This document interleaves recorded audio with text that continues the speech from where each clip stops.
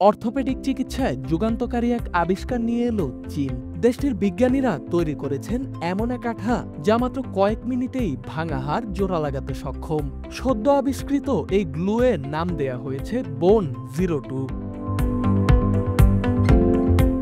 চীনের হাংঝৌ শহরের Zhejiang university school of মেডিসিনের গবেষকরা তৈরি করেছেন এই অনন্য প্রযুক্তি। এটি উদ্ভাবনের অনুপ্রেরণা এসেছে ঝিনুক থেকে, যা পানিতে থাকা সত্ত্বেও পৃষ্ঠের সঙ্গে শক্তভাবে লেগে থাকতে পারে। ঝিনুকের এই বৈশিষ্ট্য অনুসরণ করেই তৈরি হয়েছে বোন-02।